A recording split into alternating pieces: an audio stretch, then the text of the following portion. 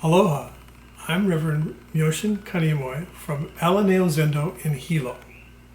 And today I'll be talking about our Zendo and some aspects of our Soto Zen practice. I'll also speak about the importance of Zazen, and then we'll share some time at the end to sit Zazen together.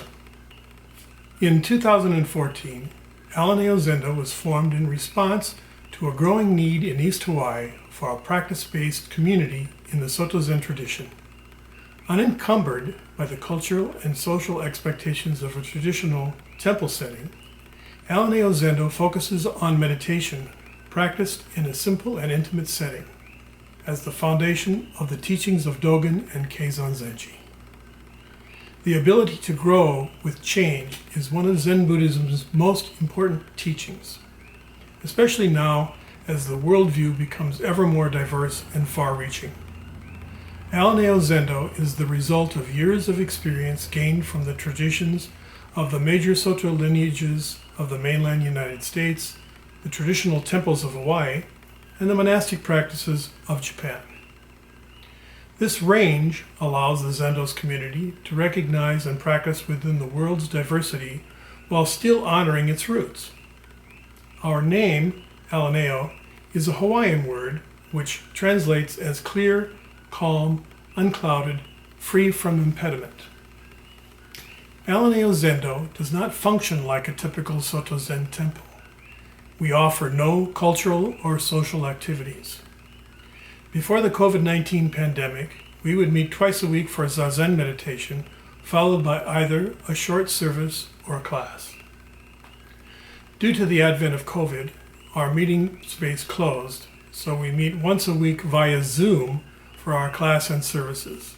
We continue to adapt. In our weekly classes, we discuss various aspects of the Dharma. Topics may start with something happening in local politics, and from there jump off into a 20th century commentary on Dogen Zenji's writings. And who is Dogen Zenji, you may ask? He is the 13th century co-founder of the Soto Zen school of Buddhism. More on him in a minute. Some of our students over the years have mentioned that whenever we announce that we will be discussing Dogen, there is a certain amount of apprehension. Often in sermons, it is far easier to discuss the more foundational teachings of the Buddha rather than some of Dogen's insights. As they pertain to Zen practice, many of the topics that Dogen discusses in his writings are of a deeper and in some ways more complex nature. However, this complexity should not deter us from discussing one of the great writers of Buddhist philosophy. Another reason we at Alaneo Zendo take a special interest in Dogen Zenji is that several years ago I received a phone call from someone asking if he could come and sit with our group. We welcome this person as we welcome all who would like to join us, and that is with open arms. Later, after our Zazen, we discovered that this person was Daitsu Tom Wright. Tom is an ordained Soto Zen priest who had just returned to the United States after living and teaching in Japan for over 30 years. What really sparked our curiosity was that he specializes in the English translation of Japanese texts, particularly of Dogen Zenji. Tom gained wide recognition for his co-translation of the writings of his teacher Uchiyama Roshi of Antaiji, then in Kyoto. Uchiyama Roshi wrote many books on Zen, including the now famous Opening the Hand of Thought, Foundations of Zen Buddhist Practice. Uchiyama's teacher was Kodo Sawaki Roshi, about whom Uchiyama Roshi wrote The Zen Teaching of Homeless Kodo, a book highly recommended by teachers of Zen worldwide. Since that first day, Tom has been happy to share the wealth of his knowledge received from his teacher and the practice he developed from years in Japan and at Antaiji.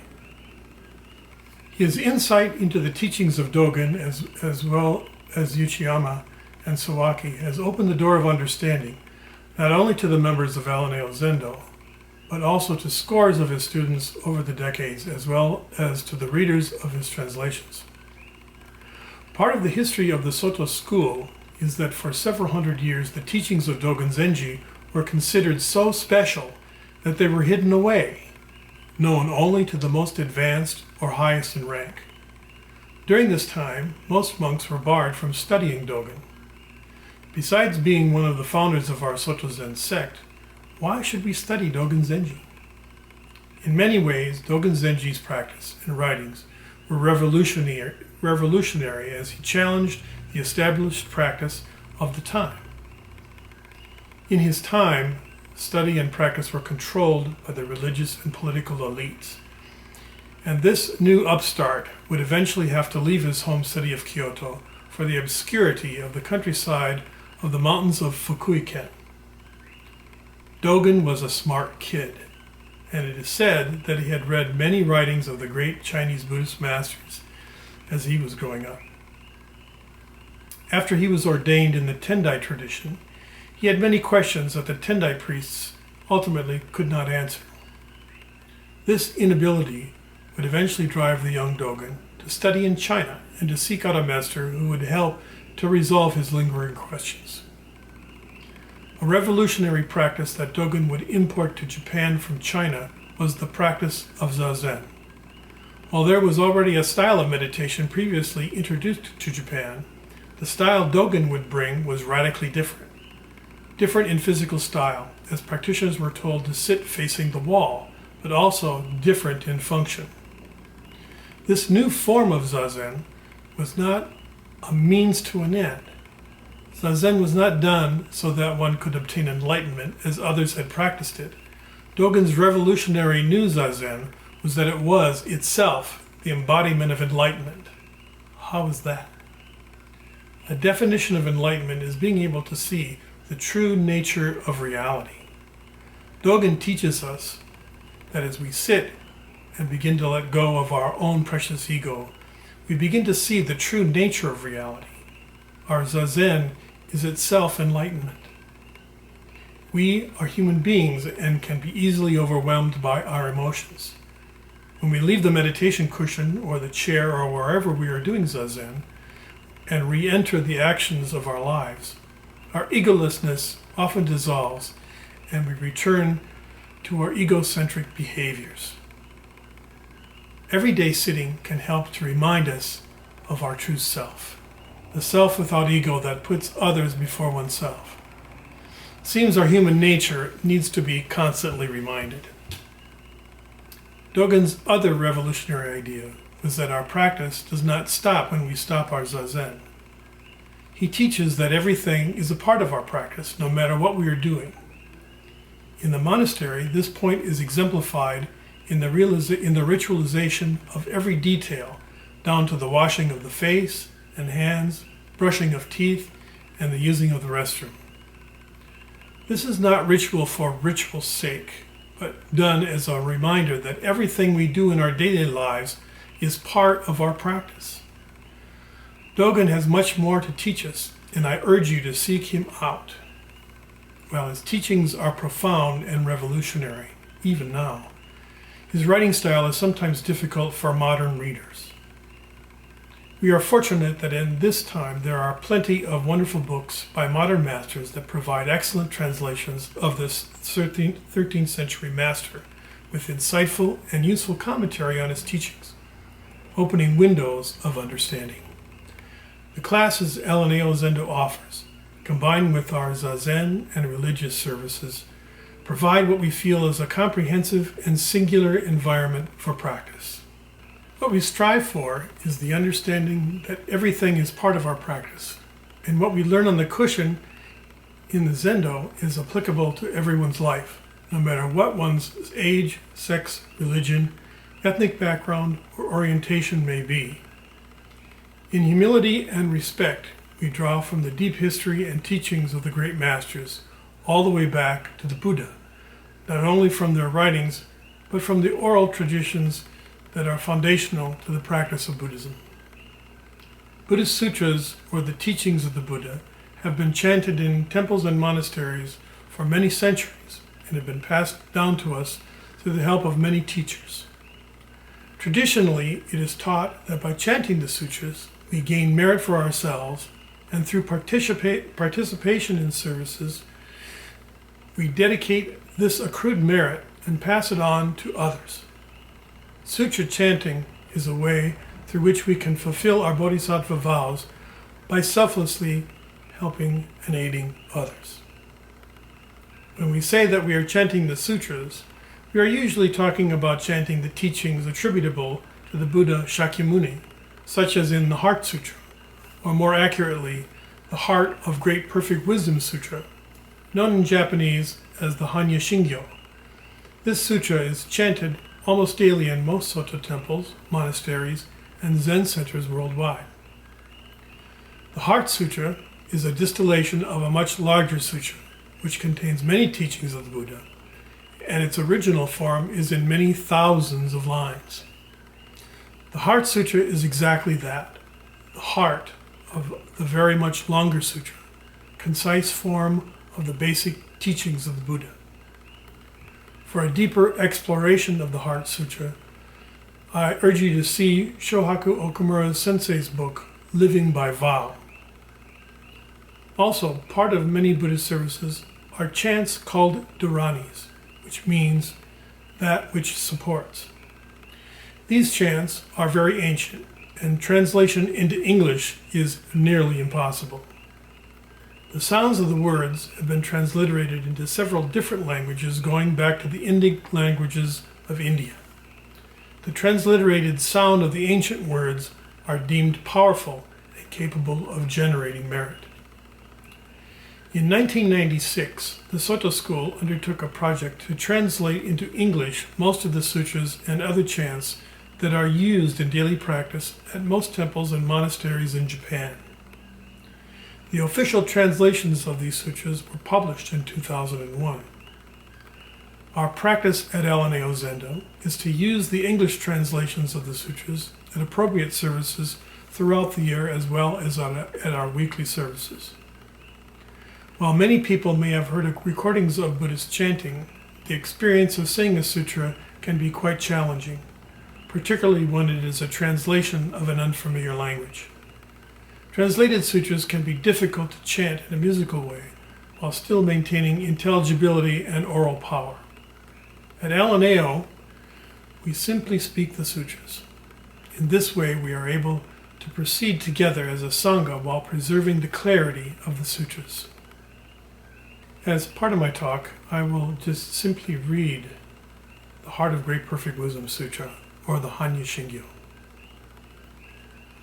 Avalokiteshvara Bodhisattva, when deeply practicing Prajnaparamita, clearly saw that all five aggregates are empty and thus relieved all suffering. Shariputra, form does not differ from emptiness. Emptiness does not differ from form. Form itself is emptiness. Emptiness itself form. Sensations, perceptions, formations, and consciousness are also like this. Shariputra, all dharmas are marked by emptiness. They neither arise nor cease, are neither defiled nor pure, neither increase nor decrease. Therefore, given emptiness, there is no form, no sensation, no perception, no formation, no consciousness, no eyes, no ears, no nose, no tongue, no body, no mind, no sight, no sound, no smell, no taste, no touch, no object of mind, no realm of sight, no realm of mind consciousness. There is neither ignorance nor extinction of ignorance, neither old age and death, nor extinction of old age and death, no suffering, no cause, no cessation, no path, no knowledge, and no attainment. With nothing to attain, a bodhisattva relies on Prajnaparamita, and thus the mind is without hindrance. Without hindrance, there is no fear. Far beyond all inverted views, one realizes nirvana. All Buddhas of past, present, and future rely on Prajnaparamita, and thereby attain unsurpassed, complete, perfect enlightenment. Therefore, know the Prajnaparamita as the great miraculous mantra, the great bright mantra, the supreme mantra, the incomparable mantra, which removes all suffering and is true, not false. Therefore, we proclaim the Prajna Paramita mantra, the mantra that says, Gate, Gate, Paragate, Parasamgate, Bodhi Svaha. Our services can involve many things, but we maintain several constant components. We honor our teachers, the teachings, and our fellow practitioners. And beyond that, we nearly always offer our repentance as well as recommitting ourselves to the four vows. In Buddhist practice, it is said that we live by vow and repentance. Shigo Segonmon translates as four vows. When we commit to this practice in our Ryokei, or taking the Bodhisattva vow service, we are making the commitment of a Bodhisattva. And I will recite the four vows here. Beings are numberless. I vow to free them. Delusions are inexhaustible. I vow to end them. Dharma gates are boundless. I vow to enter them. The Buddha way is unsurpassable. I vow to realize it. In taking the first vow, we commit to putting all others before ourselves. We vow to end the inexhaustible mental afflictions that continually plague our human condition. The third vow acknowledges that there are inconceivable Dharma gates, or modes, of Buddhist study and practice, and we vow to enter them. Finally, there is no better practice than the Buddha way, and we vow to realize it in our lives. In the Soto School publication, Soto School Scriptures for Daily Service and Practice, Sangemon translates from Japanese as repentance verse. Through Zazen, we begin to open our minds to the true nature of reality as we begin to see and reflect how we behave in and interact with the world. We begin to see, perhaps for the first time, our selfishness and our need to show repentance for the things that we have said or done. Reciting the repentance verse gives us a chance to review our actions and to offer our repentance. The verse is very simple, and here it is. All my past and harmful karma, born from beginningless greed, hate, and delusion, through body, speech, and mind, I now fully avow. Now that we have introduced you to Alaneo Zendo, talked a little bit about Dogen Zenji, and some aspects of our religious services, let us take a moment to talk about Zazen, the central activity of our practice. This is where the rubber meets the road. Buddhism is a practice. Buddhism is about doing, how to do your life. Reading about Buddhism is very important, but you do not practice Buddhism by reading about it. You practice Buddhism by living your life, not by living a life governed by our passing desires, but by living by the Bodhisattva vows, putting others before oneself, practicing Zazen. Zazen is not a means to an end. Zazen is not a method to eliminate deluded thoughts or emotions. Our Zazen is being totally present in this moment. When we sit, we let go of whatever thoughts come into our minds, moment after moment in a never-ending stream of just letting go. We do not try to do anything except to just sit in this manner, in a posture that is upright with our eyes open, breathing naturally. Often we think that we live deluded lives and that the Buddhas are enlightened beings. This is a very dualistic view. But when we are sitting in Zazen, we are sitting squarely within the reality before the separation of delusion and enlightenment. This Zazen is not a method to transform our deluded thinking into enlightened thinking. In sitting Zazen, true reality manifests itself. This is the meaning of the phrase by Dogen Zenji that practice and enlightenment are one. Sitting Zazen is very simple, but it is often not very easy. To sit without gaining focus, staring at a wall, endlessly letting go of our thoughts seems pointless. Why do something without purpose? because when we begin to let go of our dualistic thinking, we start to see our delusions for what they are. This Zazen brings the lamp inside. The path to our liberation is when we see reality clearly and when we can see our delusion as delusion. Through our Zazen, we can learn about a great many things and take what we have learned sitting on the cushion into our daily lives. But do not take my word for it. However, you must find out for yourself, and I totally invite you to do just that. Let us take the last few minutes of this video to sit Zazen so that you may experience this for yourself. Okay, well, so we're at the end of our talk here. So let us take a few minutes here and sit Zazen together. So sitting Zazen, it's actually pretty simple to do. And since I'm sitting in a chair, let's just do chair Zazen. Very simple. Just try and sit upright, straight back. You want to look down at about a 45-degree angle. Put your hands in the universal mudra with your thumbs together. And I'll start by ringing the bell 3 times.